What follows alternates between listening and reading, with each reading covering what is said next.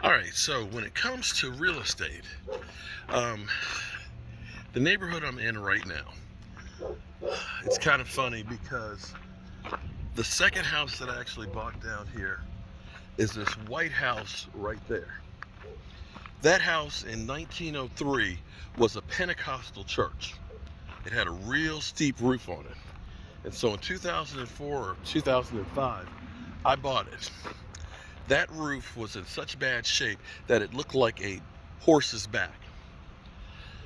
When I got it, people were like, "Oh, you're gonna bulldoze it over and rebuild it?" And I was like, "Nah, I'm gonna fix it." My father-in-law literally would come over and just shake his head like, "I can't believe my daughter married that jackass." But I bought it for 39,000. We put about 40,000 into it, and when we got finished, we sold it for 120, which is great. So then the gentleman that lived back behind me there said I was going to buy this 4 square house that's up there. It had literally looked like it was in the middle of a jungle in Southeast Asia. So I took the money out of that one, I invested it into that one. Bought that one, I think, for 48.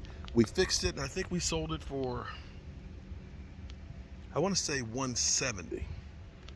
The great thing about that house was it had another lot that was buildable. But Mr. Williams, who passed, said he doesn't want me to build a house next to his. He wanted to keep that land together. So he said, I got a deal for you. He said, I'll trade you that lot right there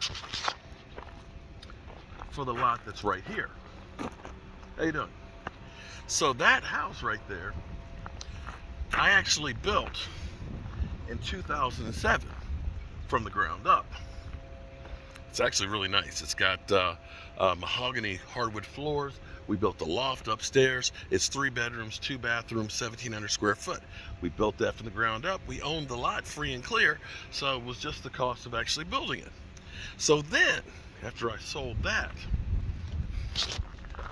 this house right here was foreclosed on.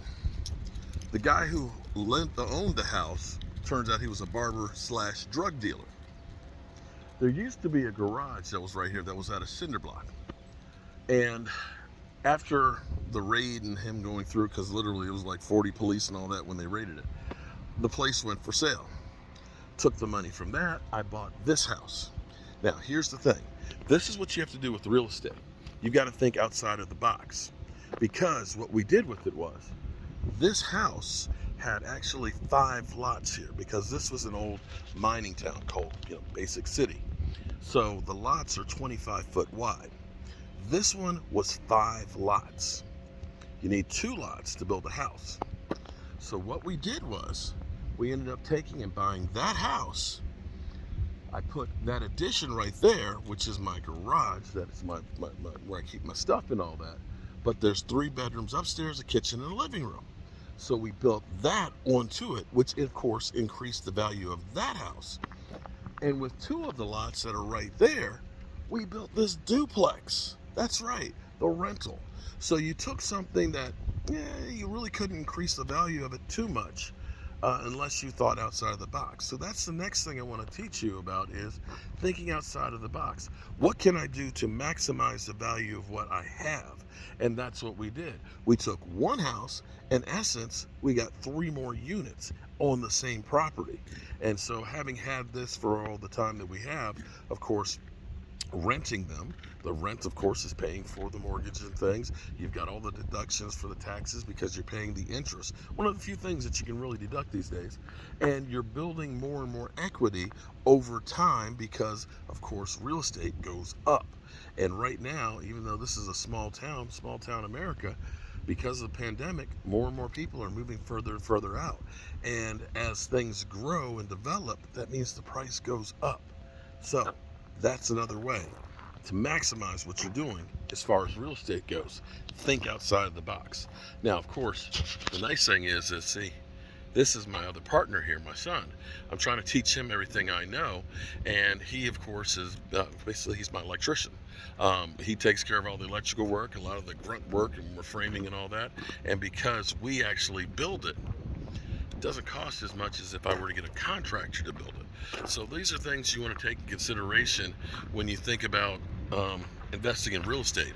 How much of the work can you do that will help to maximize the cost and the profit on real estate, and how much is this going to really cost? Don't go by all the shows that you see on television, or they make it look so easy. You come in with the sledgehammer and you start tearing shit apart, and all of a sudden, and an hour later it's a brand new house. The reality is, it's not that easy. Believe me, it's not that easy. And you will run into things that you never expected to have to deal with. And I'll deal with letting you know on that one with the red brick house, which is my next stop, is going through and working on getting the permits now. And this is, it seemed like it was going to be an easy project to get started and going on, but finding out the hard way, the zoning on it made it very, very difficult to do anything. And so we went through the process of getting the zoning changed on it. Now we can actually start working on this thing. It's been 4 years. Yeah, one of the pitfalls of real estate. And if you're paying on that property and it's sitting for 4 years and you can't touch it, that's your ass. I'm Mark Holmes, and I hope these tips help you. And if you have any questions about rentals or investing in property, or problems that you may have come across in repairing your house, leave a comment below or ask a question, and I'll try and do a video to help you out with it. I'll see you soon.